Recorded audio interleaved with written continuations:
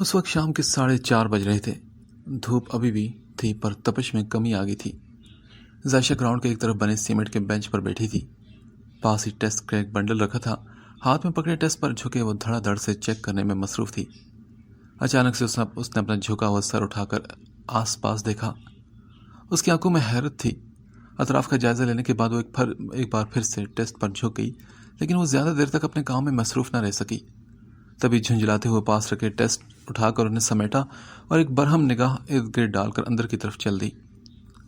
وہ کافی دیر سے محسوس کر رہی تھی جیسے کوئی اسے دیکھ رہا ہو، مگر آس پاس دیکھنے پر اسے کوئی بھی ایسا نظر نہ آتا۔ اب تنگ آ کر وہ اندر چلی گئی تھی۔ اس کے اٹھ کر اندر چلے جانے پر دیان، جو کہ اوپری منزل کی کھڑکی کے پاس کھڑا تھا، ایک گہری سانس لے کر کھڑکی سے ہٹ گیا۔ وہ ایک خالی کلاس کی کھڑکی تھی۔ کچھ ٹوٹی پھوٹی کرسیوں کا ایک طرف ڈھیر لگا تھا۔ دروازے کے قریب ارسل ایک کرسی پر بیٹھا لیس کا پیکٹ ہاتھ میں پکڑے کھا رہا تھا۔ کانوں میں ہینڈ فری لگی تھی۔ اس کے سامنے ہی ایک کرسی خالی پڑی تھی۔ دیان وہاں آ کر بیٹھ گیا۔ اوئے مجنو کی اولاد، ہو گیا تیرا دیدار؟ ارسل جھومتے ہوئے بولا۔ ہاتھ اور منہ ایک ساتھ چل رہے تھے۔ بکواس نہ کیا کر فضول تو، دیان نے غصے سے کہا اور پھر ٹانگ پر ٹانگ جما کر بیٹھ گیا۔ اس کے چہرے پر سنجیدگی اور آنکھوں سے صاف ظاہر ہو رہا تھا کہ وہ کسی گہری سوچ میں ڈوبا ہوا ہے۔ ارسل نے اپنا چہرہ اونچا کر کے لیس کے پیکٹ کو منہ کے قریب کیا۔ بچے کچھ ذرات اس کے منہ میں گر گئے۔ پھر ہاتھ جھاڑ کر اس نے لیس کا پیکٹ دوسری طرف اچھالا، ہینڈ فری اتاری اور آگے کی جانب جھک کر بیٹھ گیا۔ تو کیا چاہتا ہے دیان، بتا مجھے۔ اس کی بات پر دیان نے غصے سے اس کی طرف دیکھا۔ کیا تجھے ابھی بھی نہیں معلوم کہ میں کیا چاہتا ہوں؟ نہیں، مجھے نہیں معلوم، تو بتا مجھے۔ کیونکہ تجھے خود بھی معلوم نہیں کہ تو کیا چاہتا ہے۔ تجھے ذائشہ کو حاصل بھی کرنا ہے، لیکن تو کسی کو زبردستی بھی نہیں کرنے دے رہا۔ وہ تجھ سے نفرت کرتی ہے پر سب کچھ کلیئر کرنے پر بھی راضی، تو بھی سب کچھ کلیئر کرنے پر راضی تو نہیں نا؟ میں شادی کے بعد سب کچھ کلیئر کر دوں گا نا، دیان نے کہا تو ارسل نے کہا، ابے شادی ہوگی تو کرے گا نا؟ ارسل دیان کے ہی بولے گئے جملے کا حوالہ دے کر بولا۔ ہاں تو پھر میں کیا کروں ارسل، بتا؟ اغوا کروا لوں اسے یا اسے گن پوائنٹ پر نکاح کر لوں؟ دیان ارسل کے تن سن کر بھڑک کر بولا تھا۔ اب میں نے ایسا تو کچھ نہیں کہا، اور بھی بہت سے طریقے ہیں۔ ارسل یہ کہہ کر مطمئن سا کرسی کی پشت سے ٹیک لگا کر بیٹھ گیا۔ اس کا کام تھا آگ لگانا، وہ لگ گئی تھی، بس آگ بھڑکنے کا انتظار تھا۔ کیا مطلب ہے تیرا؟ میرے دوست، اس کے لیے تو تمہیں ارسل شاہ کو ایک عالی شان سے ہوٹل میں زبردست قسم کا ڈنر کروانا ہوگا۔ پھر میں تمہیں ایسے ایسے طریقے بتاؤں گا کہ تم ارسل شاہ کی سوچ پر اش کر اٹھو گے۔ دیان نے تنگ آ کر آنکھیں گھمائی۔ اس نے بوڑھا ہو جانا تھا پر اس شخص کا فرمائشی پروگرام قبر تک جاری رہنا تھا۔ ارسل، کیا تجھے دوسروں کو لوٹنے کے علاوہ کوئی اور کام نہیں آتا؟ بغیرت کبھی اپنے پیسے پہ لگا لیا کرو۔ اور تجھے پتہ ہے نا، یہ شرٹ بھی تو نے میرے پیسوں سے لی تھی، اور یہ شوز بھی۔ جیسے اس کی نظر ارسل کے پاؤں میں موجود ایڈیڈاس کے وائٹ سنیکرز پر پڑی، وہ بھڑک اٹھا۔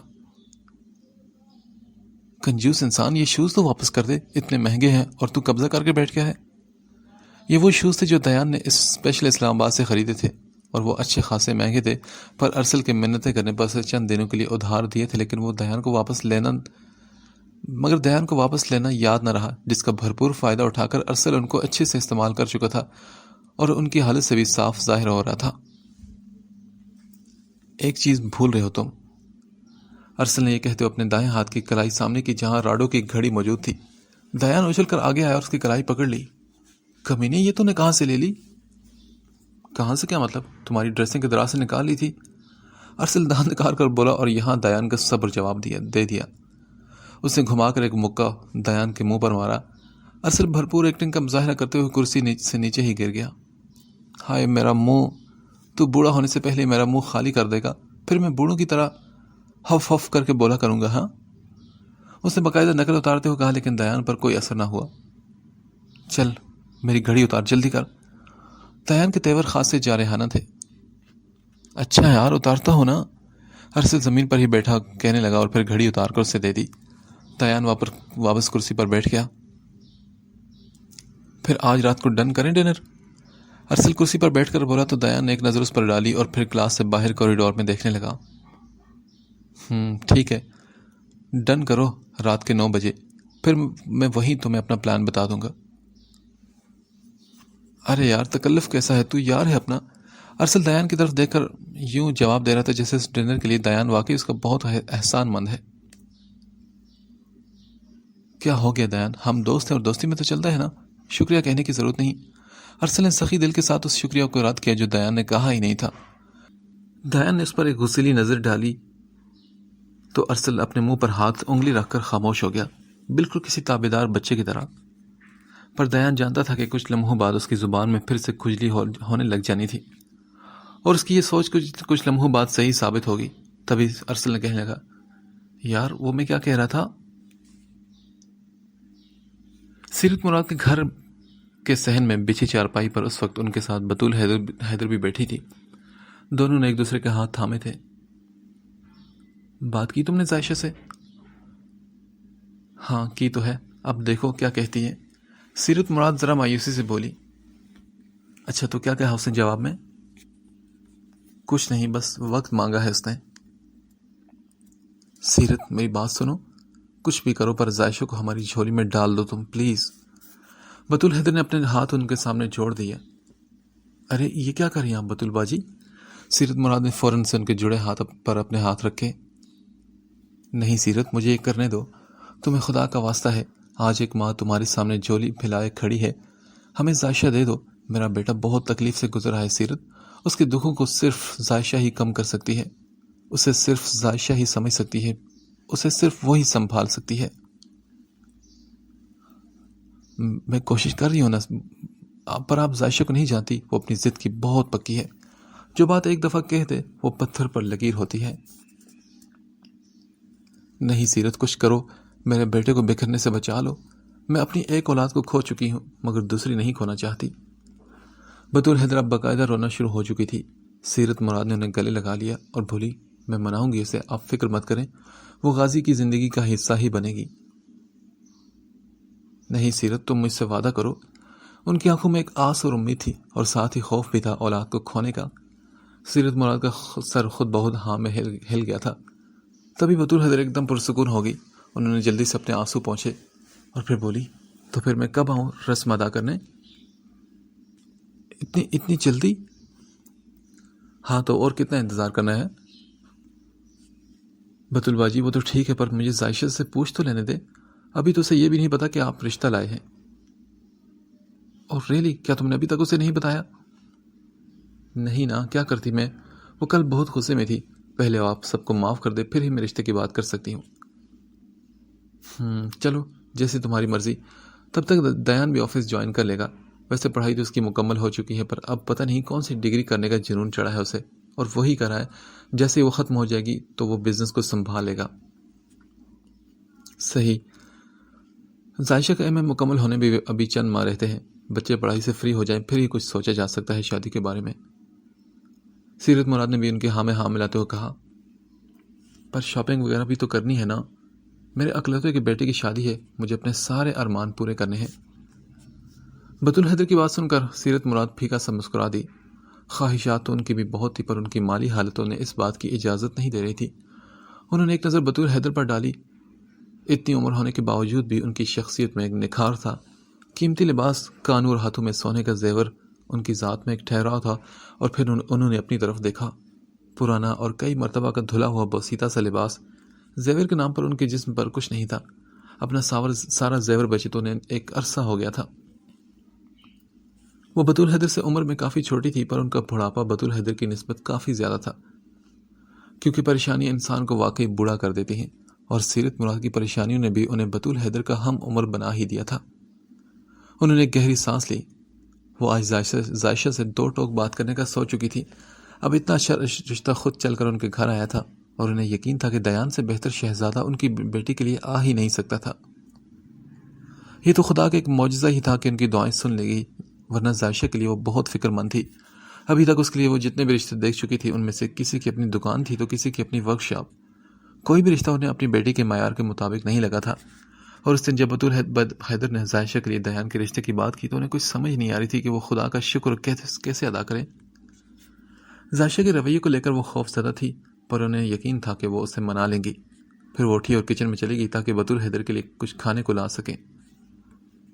گہری رات ہر طرف چھا چکی تھی، جو آج دو لوگوں کی زندگی میں ایک بہت بڑی تبدیلی بھی لانے والی تھی۔ عائشہ ہمیشہ کی طرح اپنے کمرے میں پڑھنے میں مصروف تھی، جبکہ سیرت مراد اس کے کمرے میں آئی۔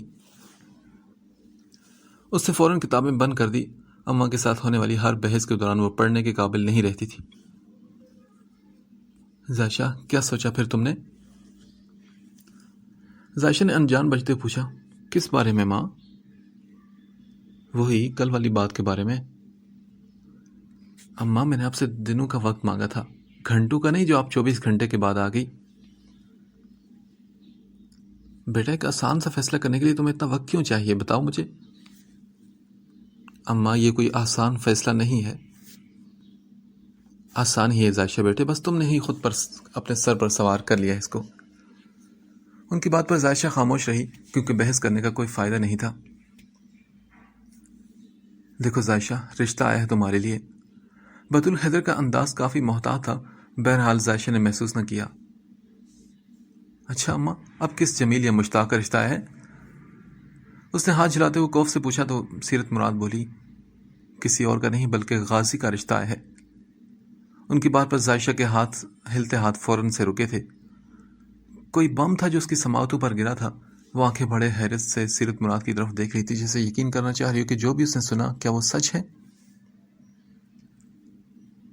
کس غازی کی بات کر رہی ہو تم اماں؟ پھنسی پھنسی سی آواز اس کے گلے سے برآمد ہوئی اور چہرے پر بے چینی تھی۔ جس غازی کو تم جانتی ہو، میں اسی غازی کی بات کر رہی ہوں۔ وہ اتنی دیر تک سیرت مراد کی جانب خاموشی سے دیکھتی رہی کہ انہیں سے دوبارہ مخاطب کرنا پڑا۔ عائشہ، اماں، یہ رشتہ کون لائے ہے مجھے بتاؤ پہلے۔ ظاہر سی بات ہے، اس کے ماں باپ لائے ہیں، اور کون لائے گا؟ تو پھر آپ نے ان سے کیا کہا اماں؟ اب کی بار خاموش ہونے کی باری سیرت مراد کی تھی۔ اماں پلیز مجھ سے یہ مت کہنا کہ آپ نے مجھ سے پوچھے بغیر ہاں کر دی ہے۔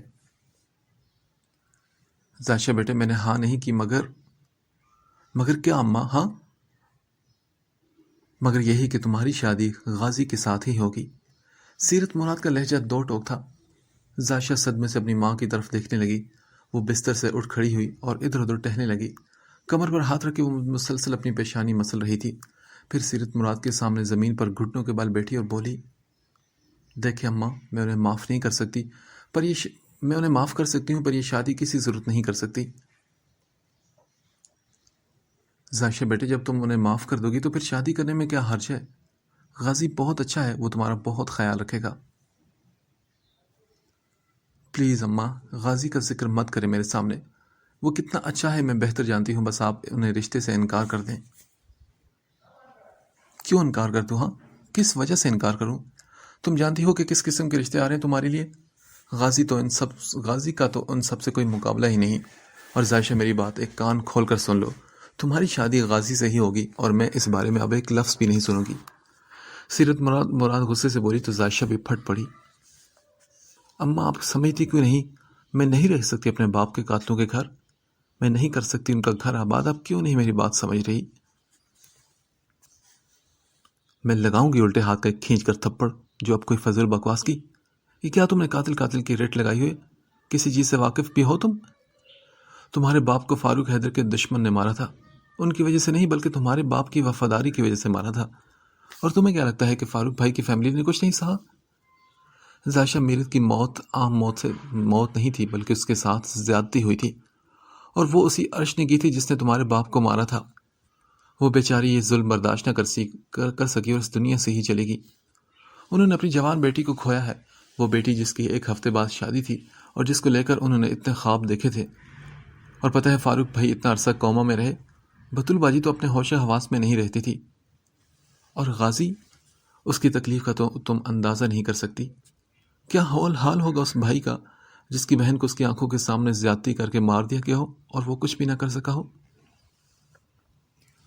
مگر تمہیں ترس نہیں آتا ان پر نا؟ خدا کا واسطہ ہے مت دو انہیں مزید تکلیف اپنی ذات کے ذریعے، معاف کر دو انہیں اور مزید بوجھ مت ڈالو ان پر۔ اور ہاں، ایک بات میری اپنے دماغ میں بٹھا لو کہ میں اس رشتے کے لیے ہاں کرنے لگی ہوں۔ تم رو یا پیٹو، مجھے کوئی فرق نہیں پڑتا، شادی تو تمہاری اسی گھر میں ہوگی۔ سیرت مراد غصے سے اپنی بات کہہ کر کمرے سے نکل گئی اور زائشہ پتھر کا بت بنے وہیں کھڑی رہی۔ میرب کے ساتھ زیادتی ہوئی تھی، وہ اس بات سے بالکل انجان تھی۔ وہ تب بہت چھوٹی تھی اور اماں نے اسے کچھ نہیں بتایا تھا، اور بعد میں اپنے مسئلوں میں اس قدر الجھ گئی تھی کہ اماں نے اس بات کا ذکر ہی نہیں کیا۔ ایک آنسو اس کی آنکھ سے ٹوٹ کر چہرے پر پھسل گیا۔ آنکھوں کے سامنے سے جب گہرا اندھیرا ہٹتا ہے تو روشنی ایک پل کے لیے آنکھیں چندھیا کر رکھ دیتی ہے۔ زائشہ کو اپنا آپ مجرم محسوس ہو رہا تھا۔ وہ خود کو اتنے سال سے ایک ایسی آگ میں جلاتی آ رہی تھی جس کو بھڑکانے والی وہ خود تھی۔ آگاہی کا لمحہ ایک دفعہ آتا ہے، پر تکلیف اس قدر شدید دے جاتا ہے کہ ساری زندگی یاد رہتی ہے۔ وہ کتنی دیر یوں ہی شل کھڑی رہی، ہوش کی دنیا میں واپس اس وقت آئی جب اس کے موبائل پر گھنٹی بجی تھی۔ وہ مرے مرے قدموں سے فون کے پاس آئی اور فون نمبر دیکھا۔ یہ وہی نمبر تھا جس نے ایک عرصے سے رابطہ کرنا چھوڑ دیا تھا۔ شاید آج کے بعد سارے راستے کھل جانے والے سے۔ اس نے فون یس کر کے کان سے لگایا۔ السلام علیکم زائشہ مراد۔ دوسری طرف سے غازی کی آواز گونجی تھی۔ زائشہ نے آنکھیں بند کر کے کھولی تو آنسو سے بھری تھی۔ جس جھوٹ کو سچ مان لیا جائے، جب وہ خود کو جھوٹا ثابت کر کے جاتا ہے تو اعتبار خود پر سے اٹھ جاتا ہے، اور وہ بھی اپنے آپ پر اپنا اعتبار کھو چکی تھی۔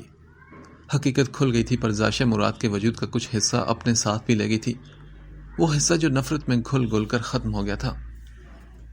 کیسی ہو تم؟ زائشہ کا سلام کا جواب دینے پر غازی اپنے مخصوص نرم لہجے میں بولا تھا۔ زائشہ بستر پر بیٹھ گئی اور بولی، ٹھیک ہوں میں۔ جب اس نے غازی کو قبول کرنا ہی تھا تو پھر ابھی سے کیوں نہیں؟ اور دوسری طرف زائشہ کا جواب دینا ہی غازی کے لیے بے پناہ حیرت کا باعث تھا۔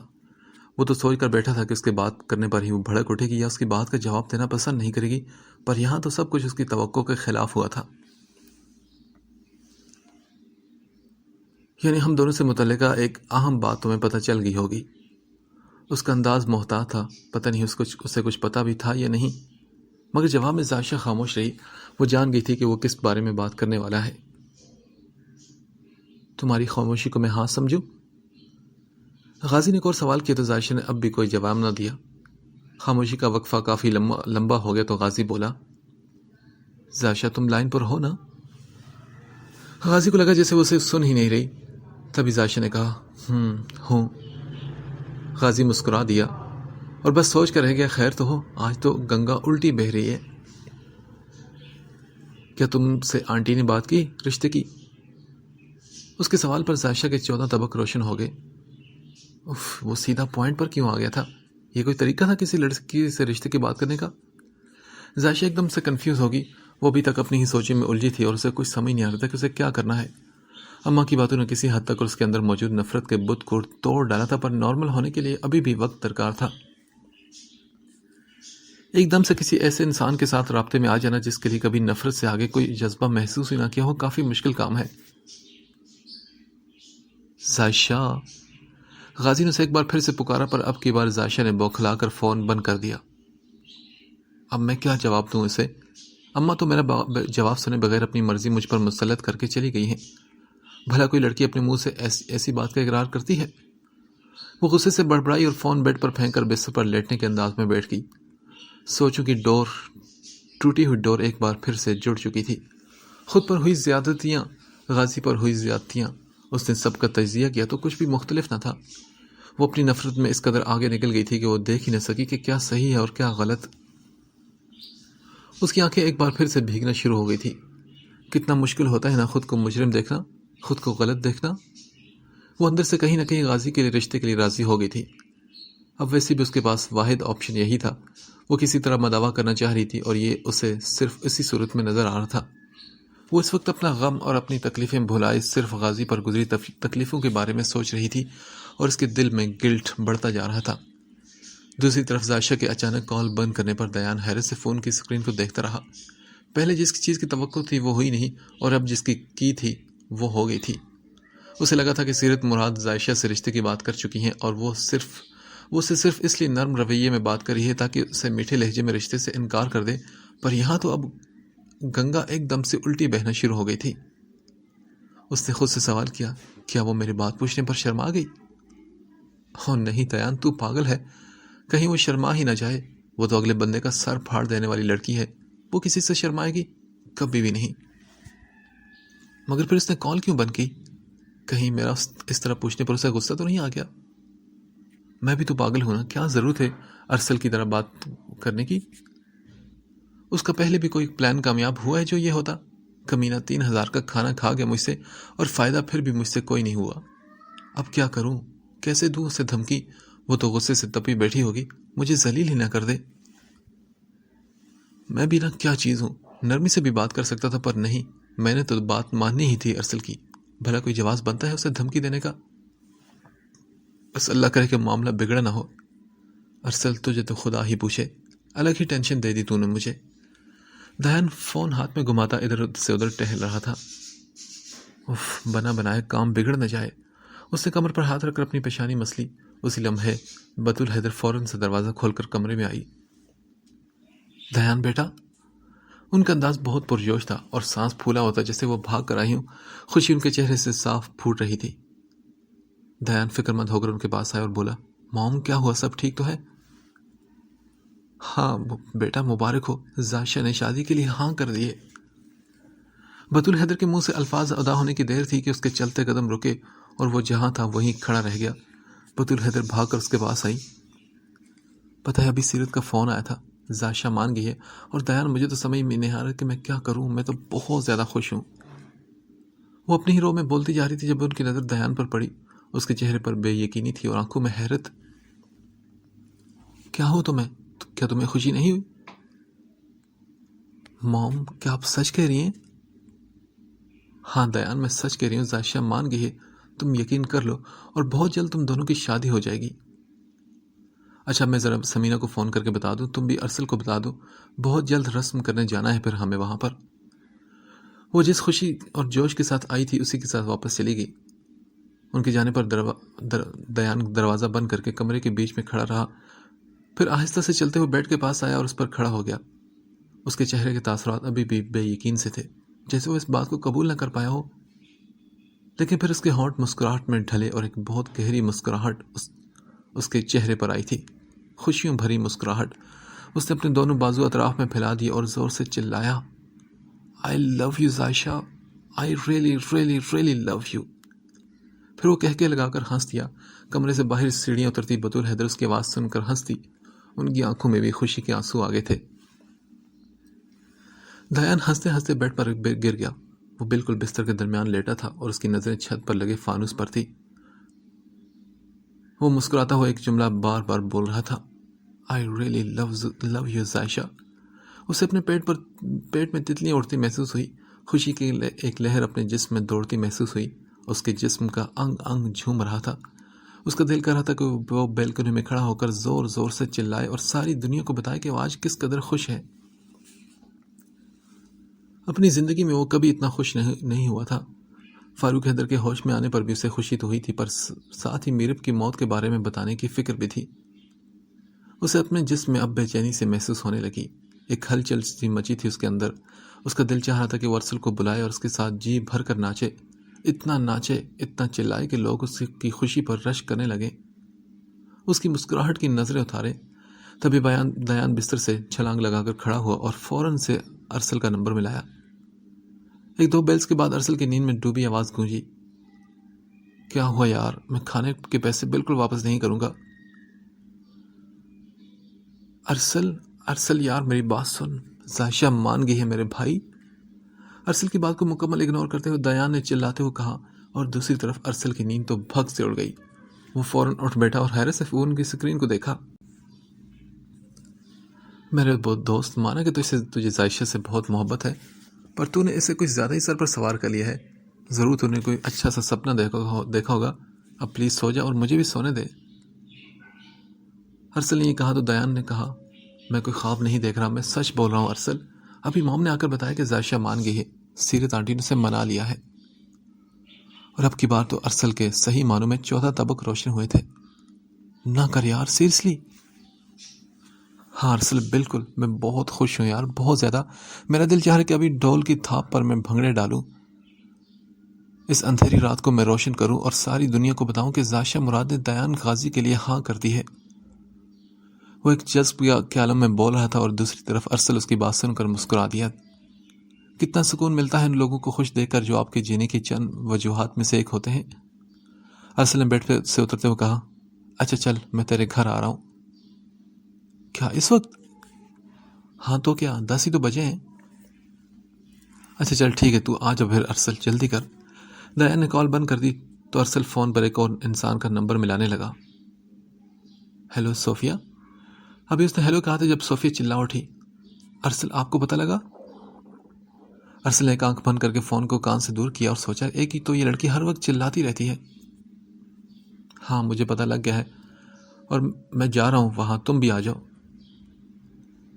صوفیہ آگے سے اس پر غصہ کر رہی تھی کہ سب کچھ اس سے چھپایا کیوں گیا، پر وہ اسے اگنور کرتا فون بند کر کے واش روم میں کپڑے چینج کرنے کی نیت سے چلا گیا۔ دیان فون ٹراؤزر کی جیب میں ڈالتا نیچے کی طرف بھاگا تھا۔ بطول حیدر اور فاروق حیدر دونوں ہی لاؤنج میں بیٹھے تھے۔ دیان کو سیڑھیاں اترتا دیکھ کر فاروق حیدر اپنے بازو پھیلا کر کھڑے ہو کر بولے، مبارک ہو میرے چیتے۔ دیان بھاگ کر ان کے گلے لگ گیا تو بطول حیدر نم آنکھوں سے مسکرا دی، ڈیڈ میں بہت خوش ہوں، بہت زیادہ۔ نظر تو آ رہا ہے۔ آپ دونوں یہاں کیوں بیٹھے ہیں؟ صوفیہ آ رہی ہے سب کو لے کر، اور میں نے سمینہ کو کال کی ہے، وہ تو پاس ہی بیٹھی تھی، اس نے سب کچھ سن لیا، اور اب تم تیار ہو جاؤ، تمہاری اچھی خاصی کلاس لگنے والی ہے اس کے ہاتھوں۔ بطول حیدر ہنستے ہوئے بولی تو دیان بھی ہنس دیا۔ ارسل بھی آ رہا ہے، اللہ خیر ہی کرے آج پھر میری۔ تھوڑی دیر میں سمینہ لوگ بھی پہنچ چکے تھے۔ صوفیہ بھی بہت خوش تھی، وہ سارے بہت خوش تھے اس نیوز سن کر۔ ابھی وہ باتوں میں مگن تھے کہ جب باہر سے ڈھول کی بجنے کی آواز سنائی دی۔ سبھی نے جا کر کھڑکی سے باہر دیکھا تو ارسل اپنے ساتھ ڈھول بھنگڑے ڈالنے والوں کو لے کر آیا تھا۔ پھر ارسل اور دیان نے فاروق حیدر اور حامد جہانگیر کو بھی اپنے ساتھ ان بھنگڑوں میں شامل کر لیا۔ دیان نے دروازے پر بیٹھے چوکیدار کو بھی کھینچ لایا اور اب وہ سارے مل کر خوب شور مچاتے بھنگڑے ڈال رہے تھے۔ اتنا شور سن کر گھر میں موجود ملازمین بھی جا کر لان میں آگے۔ بطول حیدر نے صوفیہ کے کان میں کچھ کہا تو وہ سر ہلاتی اندر کی طرف بھاگی۔ پھر کچھ دیر بعد وہ باہر واپس آئی تو اس کے ہاتھ میں پیسے تھے۔ بطول حیدر نے سب کا صدقہ اتار کر وہ پیسے اپنی ملازموں کو تھما دیے۔ اتنے عرصے بعد اپنے گھر میں اتنی رونق، خوشی اور کھلکھلاہٹیں دیکھ رہی تھی وہ، اور میرب کو یاد کر کے بار بار ان کی آنکھیں بھیگ رہی تھی۔ اگر وہ آج ہوتی تو کس قدر خوش ہوتی۔ ہر وقت اندھیرے میں ڈوبے رہنے والا کمرہ رات کے 2 بجے روشنی میں نہایا ہوا تھا۔ کمرے کا کونا کونا روشن تھا، کھڑکی کے آگے دبیز پردے گرے تھے اور کمرے کے درمیان دیان سجدے میں جھکا تھا۔ ابھی کچھ دیر پہلے ہی ارسل اپنے گھر لوٹ گیا تھا اور باقی سب لوگ بھی سونے کے لیے اپنے اپنے کمروں میں آگے تھے۔ سب کے ساتھ مل کر اس نے اپنی خوشی کو بھرپور طریقے سے انجوائے کیا تھا۔ اس نے واقعی آج سب کو بتا دیا کہ وہ کتنا خوش ہے۔ اس نے اندھیری رات کو روشن صبح بنا دیا تھا۔ رات کی خاموشی میں آس پاس کے گھروں میں سوئے لوگ بھی یقیناً اس کی ہنسی کو سن کر اس کی خوشی کا اندازہ لگا چکے ہوں گے، اور اس وقت دیان سجدہ شکر کرنے کے لیے جھکا ہوا تھا۔ وہ اس وقت غازی تھا، وہ غازی جو میرب اسے بنانا چاہتی تھی، پر غازی کچھ باتیں بھول گیا تھا۔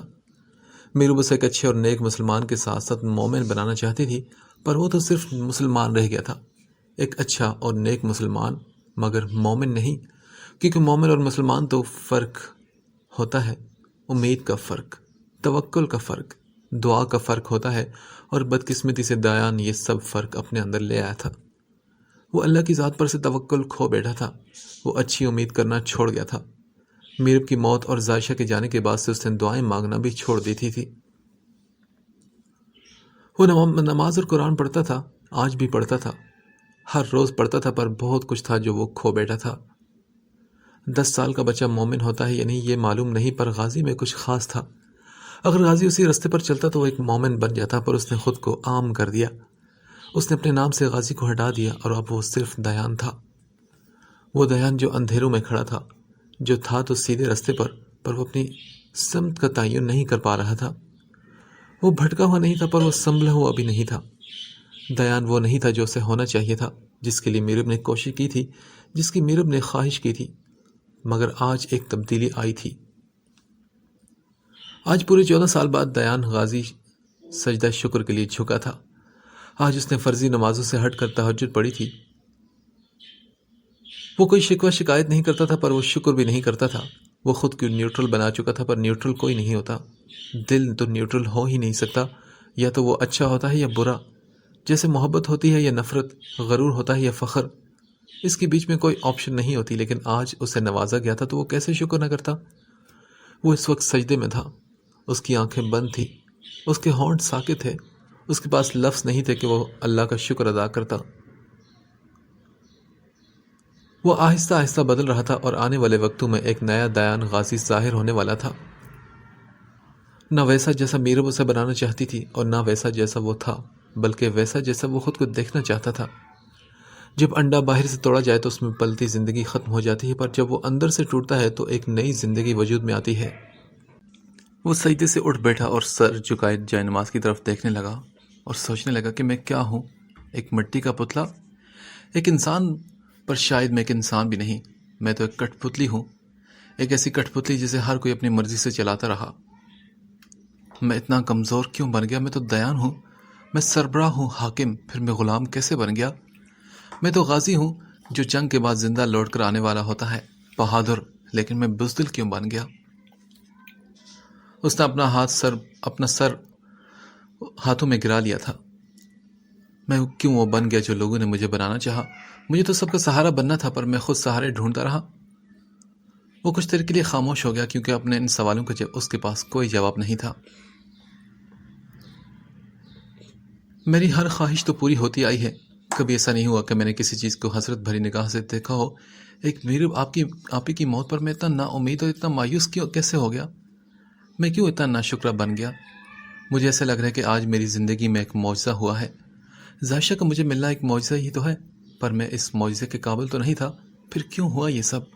ایسا کیا ہے مجھ میں؟ دیان آج اپنی ذات سے سوال کر رہا تھا، اور جب سوال کرنے والا دماغ ہو اور جواب دینے والا ضمیر تو دل پر پڑی گرہیں کھل جاتی ہیں۔ اس سفید محل سے چند میل دور ایک تنگ و تاریک گلی کے چھوٹے سے گھر میں ایک کمرے کی لائٹ روشن تھی اور ذائشہ بھی جائے نماز پر بیٹھی دعا مانگ رہی تھی۔ یا اللہ، میں نہیں جانتی کہ میرا فیصلہ ٹھیک ہے یا نہیں، پر میں سب کچھ آپ پر چھوڑ چکی ہوں۔ آپ جو بھی کریں گے مجھے قبول ہے۔ آپ کے فیصلے کبھی میرے حق میں غلط نہیں ہو سکتے، اور اسی چیز نے تو مجھے پرسکون کر دیا ہے۔ میرے آنے والی زندگی کو آسان کر میرے رب، اور مجھے ہمت دے کہ میں غازی اور اس کے ٹوٹے ہوئے خاندان کو جوڑ سکوں۔ آمین۔